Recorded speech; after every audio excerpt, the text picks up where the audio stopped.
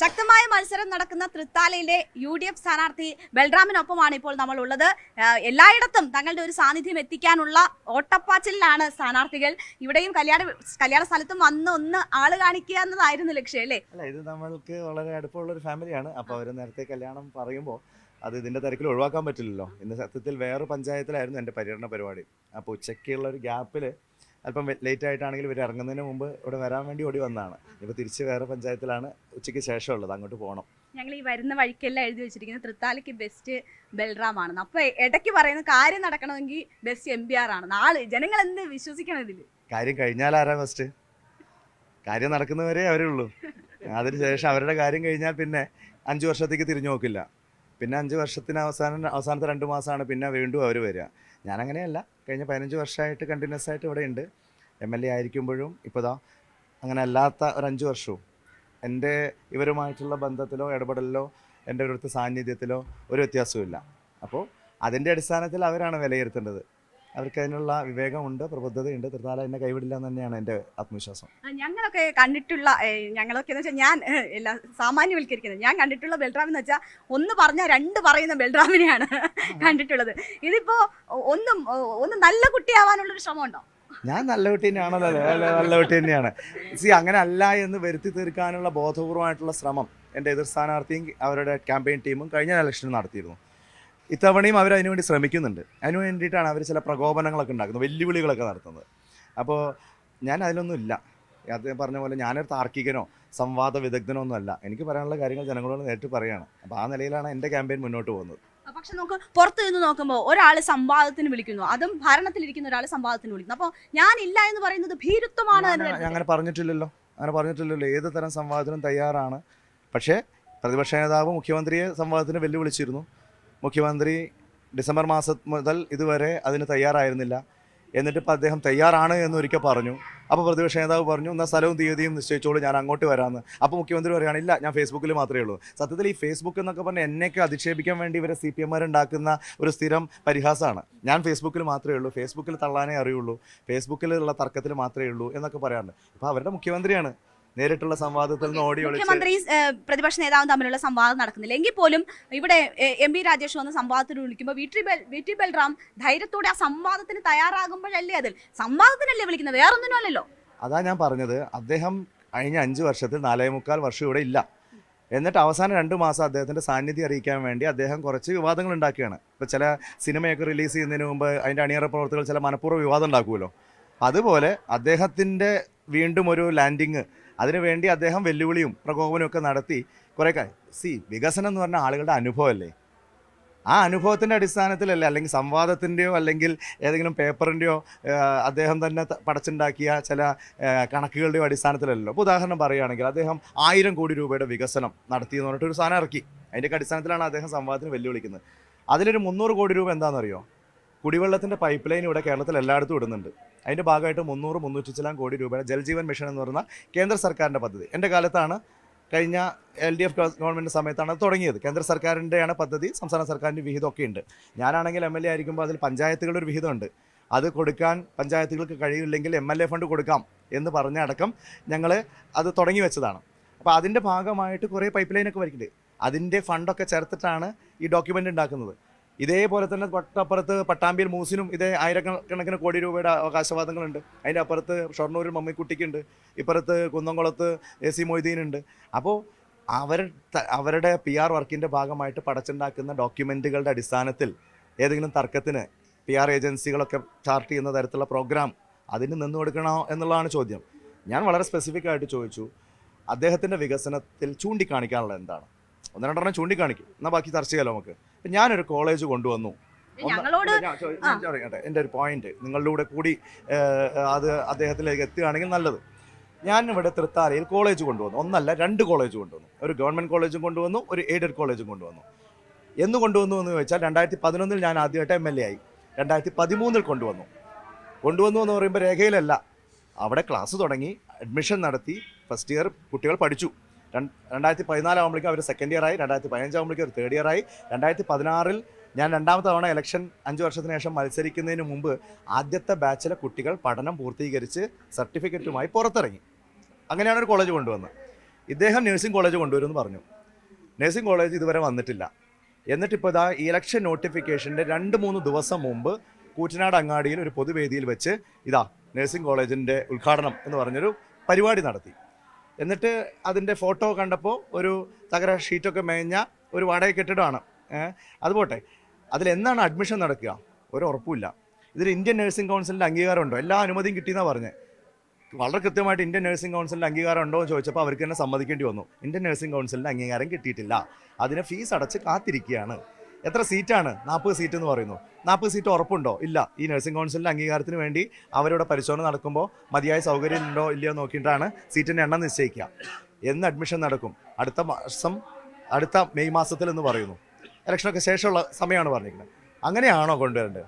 അദ്ദേഹം മന്ത്രിയല്ലേ, ഈ ക്യാബിനറ്റിൻ്റെ തീരുമാനങ്ങളിലൊക്കെ നിർണായകമായി ഇടപെടാൻ പറ്റുന്ന അദ്ദേഹത്തിൻ്റെ ക്യാബിനറ്റ് കൊളീഗായിട്ടുള്ള വീണ ജോർജ് അവരുടെ മണ്ഡലത്തിൽ 3-4 വർഷം മുമ്പ് കൊണ്ടുവന്നല്ലോ. ഇപ്പോൾ സ്വന്തം കെട്ടിടത്തിലേക്ക് മാറിയല്ലോ. അപ്പോൾ അതൊന്നും ചെയ്യാതെ അവസാന നിമിഷം ആളുകളെ കണ്ണിപ്പൊടിയിടുകയാണ്. ഇത് 2024 മെയ് മാസത്തിലാവാമായിരുന്നു, 2025 മെയ് മാസത്തിലാവാമായിരുന്നു. അങ്ങനെയാണെങ്കിൽ ഇപ്പോൾ നമുക്ക് ചൂണ്ടിക്കാണിക്കാമല്ലോ, ഇതാ കോളേജ് ഉണ്ട്, അവിടെ എത്ര കുട്ടികൾ പഠിക്കുന്നുണ്ട് എന്ന് പറയാമായിരുന്നു. അപ്പോൾ അങ്ങനെ ചൂണ്ടിക്കാണിക്കാനുള്ള വികസനമൊന്നും ഇല്ലാത്തതുകൊണ്ട് അദ്ദേഹം ചില രേഖകൾ തയ്യാറാക്കി അതിൻ്റെ അടിസ്ഥാനത്തിൽ വെല്ലുവിളിക്കുകയാണ്. അപ്പൊ അതിന്റെ ഇതൊക്കെ സംവാദം നടക്കുന്നിടത്ത് വി ടി ബൽറാമിന് വേണമെങ്കിൽ അവതരിപ്പിക്കാം. ഞാനിപ്പോ എം പി രാജേഷിനെ സ്റ്റേജ് മാനേജർ പരിപാടിയിൽ ഇപ്പം ഓരോ വിഷയങ്ങളും എടുത്ത് പറയേണ്ട കാര്യമില്ല. അദ്ദേഹത്തിനാണ് അദ്ദേഹത്തിന്റെ വികസനം ജനങ്ങളുടെ മുമ്പിൽ അവതരിപ്പിക്കേണ്ടത്. അദ്ദേഹം അവതരിപ്പിക്കട്ടെ. അപ്പൊ ജനങ്ങളുടെ ഭാഗത്തുനിന്നുള്ള ചോദ്യങ്ങൾ ഉണ്ടാകുമ്പോൾ അദ്ദേഹം മറുപടി പറഞ്ഞോട്ടെ. ക്യാമ്പയിനിങ് മുന്നോട്ട് പോയല്ലേ നമ്മുടെ രണ്ടുപേരുടെ. എന്തായാലും ഞങ്ങൾ എം പി രാജേഷിനെ കാണുമ്പോൾ അദ്ദേഹം ഒരു 10 മിനിറ്റ് സംസാരിച്ചിട്ടുണ്ടെങ്കിൽ 7 മിനിറ്റും അദ്ദേഹം ചെയ്ത കാര്യങ്ങളെ കുറിച്ച് പറയുന്നുണ്ട്. ഇപ്പോൾ ബൽറാമിന്റെ കാര്യങ്ങൾ പറയുന്നുണ്ട്. ജനങ്ങൾ, തൃത്താലയിലെ ജനങ്ങൾ ഇത് അനുഭവിക്കുന്നുണ്ട്, കാണുന്നുണ്ട്, അവർ അതനുസരിച്ച് വോട്ട് ചെയ്യും. പക്ഷേ ഞങ്ങളോട് പറഞ്ഞു നിർത്തുമ്പോൾ MBR പറയുന്നത്, ഞാൻ ഗോദയിൽ കാത്തു നിൽക്കുകയാണ്, എവിടെ വീട്ടി എന്നൊരു ചോദ്യമാണ് ചോദിക്കുന്നത്. ഗോദയിൽ ഒരാളെ ഇങ്ങനെ കാത്തിരുത്തുന്നത് എന്തിനാ? അതിന് ന്യൂസ് 18 പ്രേക്ഷകരോടാണ് MBR ചോദിച്ചത്. അപ്പോൾ ആ പ്രേക്ഷകരോട് വീട്ടിക്ക് പറയാനുള്ളത് എന്താണ്? അദ്ദേഹം പറയുന്നിടത്ത് വരിക എന്നുള്ളതല്ലല്ലോ. എൻ്റെ ക്യാമ്പയിൻ വേറെയല്ലേ. ഞാൻ അദ്ദേഹം വെല്ലുവിളി നടത്തിയപ്പോൾ ഞാൻ കൃത്യമായിട്ട് പറഞ്ഞു, കേരളത്തിൻ്റെ മുഖ്യമന്ത്രിയും പ്രതിപക്ഷ നേതാവും തമ്മിൽ ഇപ്പോൾ സംവാദത്തിൻ്റെതായിട്ടുള്ളൊരു കൾച്ചർ വരുന്നുണ്ടെന്നുണ്ടെങ്കിൽ ഈ ഇലക്ഷനിൽ CPM-ഉം LDF-ഉം ഒരു സംവാദ പരമ്പരയാണ് കേരളത്തിൽ മുഴുവൻ ഉദ്ദേശിക്കുന്നതെങ്കിൽ ആദ്യം ഇത് നടക്കട്ടെ, ബാക്കി 140 മണ്ഡലങ്ങളിലും നടക്കട്ടെ. ആ 140-ൽ 140-ാമതായിട്ട് അവസാനം ഞാൻ വരുള്ളൂ എന്നല്ല. മുഖ്യമന്ത്രിയും പ്രതിപക്ഷ നേതാവും നടന്നു കഴിഞ്ഞാൽ ആദ്യത്തെ മണ്ഡലമായിട്ട് ഇതെടുക്കാം എന്ന് ഞാൻ പറഞ്ഞിരുന്നു. അതിനുശേഷം മുഖ്യമന്ത്രി സംവാദത്തിന് തയ്യാറാണ് എന്ന് പറഞ്ഞപ്പോൾ ഞാൻ വീണ്ടും സാമൂഹ്യ മാധ്യമങ്ങളിലൂടെ പരസ്യമായി തന്നെ പറഞ്ഞു, ശരി മുഖ്യമന്ത്രി തയ്യാറാണ്, ഈ സന്തോഷമാണ്, ഞാനും തയ്യാറാണ്. മുഖ്യമന്ത്രിയുടെ കഴിഞ്ഞാൽ പിറ്റേ ദിവസം ഇവിടെയും വയ്ക്കാം. പിന്നെ മുഖ്യമന്ത്രിയാണ് ഒളിച്ചോടിയത്. മുഖ്യമന്ത്രിയെ കാത്തിട്ടാണ് ഇപ്പോൾ പ്രതിപക്ഷ നേതാവ് അടക്കം ഗോദയിൽ നിൽക്കുന്നത്. മുഖ്യമന്ത്രിയാണ് ഭീരുവിനെ പോലെ ഒളിച്ചോടിയത്. അതുകൊണ്ട് ഇനിയിപ്പോൾ അദ്ദേഹം മുഖ്യമന്ത്രിക്കെതിരെ വല്ല ഒളിയമ്പാണോ ചെയ്യുന്നത് എൻ്റെ ചെലവിൽ എന്നുള്ളത് എനിക്കറിയില്ല കേട്ടോ. CPM-ലെ ഗ്രൂപ്പിസത്തിൻ്റെ ഇപ്പോഴത്തെ നാൾ വഴികൾ എനിക്കറിയില്ല. MP രാജേഷിനെ ഒതുക്കാൻ വേണ്ടി മുഖ്യമന്ത്രിക്ക് വേണ്ടപ്പെട്ട വേറെ ചില ആളുകളൊക്കെ ശ്രമിക്കുന്നുണ്ടോ എന്നൊക്കെയുള്ള വാർത്തകൾ ഒരുപക്ഷെ നിങ്ങളൊക്കെ മാധ്യമ സർക്കിളിൽ തന്നെ ഉണ്ടല്ലോ. അപ്പോൾ ഏതായാലും ശരി, അതിൻ്റെ ഭാഗമായിട്ടുള്ളൊരു മുഖ്യമന്ത്രി ഒന്ന് ക്ഷീണിച്ചോട്ടെ, മുഖ്യമന്ത്രി ഭീരുവാണ്, ഒളിച്ചോടുന്ന ആളാണെന്ന് വന്നോട്ടെ എന്ന ധ്വനി ഉണ്ടാക്കാൻ വേണ്ടി എൻ്റെ ചെലവിൽ മുഖ്യമന്ത്രിക്കിട്ടൊരു പണി പണിയണമെന്നാണെന്ന് അറിയില്ല. ഏതായാലും ഞാൻ ഒളിച്ചോടിയിട്ടില്ല, ഞാൻ ഇവിടെയുണ്ട്. എല്ലാ ദിവസവും നിങ്ങൾ മാധ്യമങ്ങളിലൂടെയൊക്കെ അദ്ദേഹത്തോട് ചോദിക്കേണ്ട ജനങ്ങളുടെ ചോദ്യം ഞാൻ ചോദിച്ചുകൊണ്ടേ ഇരിക്കുകയാണ്. അദ്ദേഹത്തിന് മറുപടി പറയാണ്ടെങ്കിൽ പറഞ്ഞോട്ടെ. ഇവിടെ ഇപ്പോൾ തൃത്താലയെ സംബന്ധിച്ച് തൃത്താലയുടെ വിധി എഴുതുന്നത് ഈ വികസന സംവാദം തന്നെ ആയിരിക്കും. 2 കാര്യങ്ങളുണ്ട്. ഒന്ന്, തൃത്താലയിൽ നടത്തിയ വികസനം തീർച്ചയായിട്ടും എനിക്ക് അഭിമാനത്തോടു കൂടി പറയാൻ പറ്റും. ഒരു മന്ത്രിയുടെ മണ്ഡലം എന്ന് പറയുമ്പോൾ നമ്മളൊക്കെ ഉദ്ദേശിച്ചതും ആഗ്രഹിച്ചതും നയപരമായിട്ടുള്ള ചില ഇടപെടലുകളുടെ തൃത്താലയുടെ പ്രശ്നങ്ങൾ പരിഹരിക്കുക എന്നുള്ളതാണ്. തൃത്താലയുടെ സ്പെസിഫിക് ആയിട്ടുള്ള ചില പ്രശ്നങ്ങളുണ്ടല്ലോ, പോരായ്മകളുണ്ടല്ലോ, അത് പരിഹരിക്കാൻ ഒരു MLA മാത്രമായിരിക്കും ഒരാൾക്ക് പറ്റില്ല. പ്രത്യേകിച്ചും പ്രതിപക്ഷത്താണെന്ന് ഞാൻ സെക്കൻഡ് ടേം, എന്നെ പോലുള്ള ഒരാൾക്ക് സാധിക്കില്ല. പക്ഷേ ഒരു മന്ത്രി വരുമ്പോൾ അതിന് പരിഹാരം ഉണ്ടാകുമെന്ന് പ്രതീക്ഷിക്കും. ഉദാഹരണം പറയുകയാണെങ്കിൽ, ഞാൻ MLA ആയിരിക്കുന്ന സമയത്താണ്, UDF ഗവൺമെൻറ്റിൻ്റെ സമയത്താണ് ഇവിടെ ഹയർ സെക്കൻഡറി ബാച്ചുകൾ പലതും അനുവദിച്ചത്. പക്ഷേ ഇപ്പോഴും ഓരോ വർഷവും 10-12,000 കുട്ടികൾക്ക് പാലക്കാട് ജില്ലയിൽ ഹയർ സെക്കൻഡറിക്ക് പ്രവേശനം കിട്ടുന്നില്ല, വേണ്ട കോഴ്സിന് കിട്ടുന്നില്ല. ഫുൾ A+ കിട്ടിയാൽ പോലും വിചാരിച്ച സ്കൂളിൽ +1 അഡ്മിഷൻ കിട്ടുന്നില്ല. 10 വർഷമായിട്ട് പുതിയ ഹയർ സെക്കൻഡറി ബാച്ചുകൾ അനുവദിക്കുന്നില്ല. അതിലൊരു 1000-1500 കുട്ടികൾ സ്വാഭാവികമായിട്ടും തൃത്താലക്കാരാണ്. ഇപ്പോൾ 10ാം ക്ലാസ് കഴിഞ്ഞിരിക്കുകയാണ് അവരൊക്കെ. അപ്പോൾ പുതിയ ഹയർ സെക്കൻഡറി ബാച്ച് അനുവദിക്കാൻ ഒരു മന്ത്രി എന്ന തലത്തിൽ അദ്ദേഹത്തിന് ഇടപെടാൻ കഴിയണ്ടേ? ശരിയാണ്, മൊത്തത്തിൽ ഇല്ല എന്ന് തന്നെ വിചാരിക്കുക, എവിടെയും അനുവദിക്കുന്നില്ല, ബാക്കി സ്ഥലങ്ങളും അനുവദിക്കുന്നില്ല, തെക്കൻ ജില്ലകളിൽ ഇതിൻ്റെ ആവശ്യമില്ല. പക്ഷേ പാലക്കാട് അടക്കം മലപ്പുറം അടക്കമുള്ള മലബാർ ജില്ലകൾക്ക് വേണ്ടി അത്തരത്തിലുള്ള ഇടപെടൽ നടത്താൻ അദ്ദേഹത്തിന് കഴിയണ്ടേ? അത് നടന്നില്ല. അതേപോലെ തന്നെ ഞാൻ MLA ആയിരിക്കുമ്പോൾ നേരത്തെ പറഞ്ഞ കോളേജിൽ 3 കോഴ്സ് വെച്ചിട്ടാണ് ആ കോളേജ് തുടങ്ങിയത്.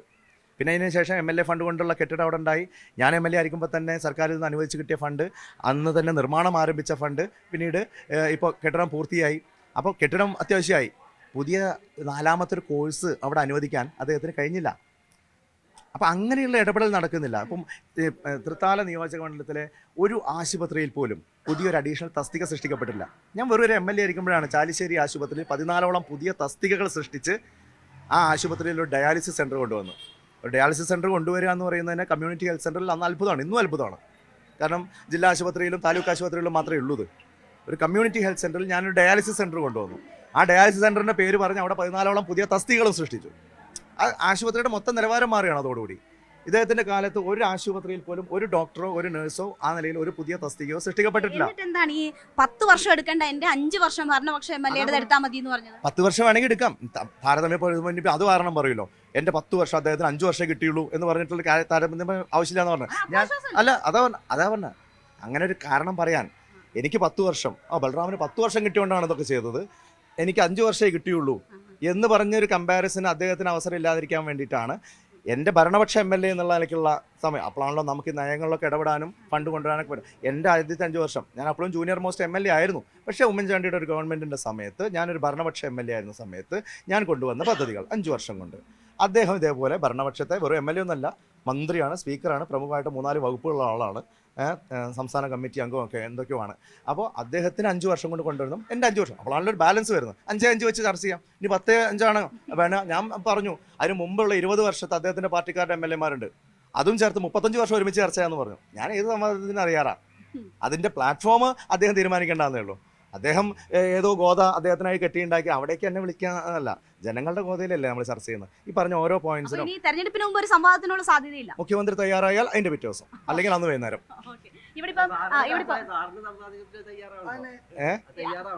ഏതാ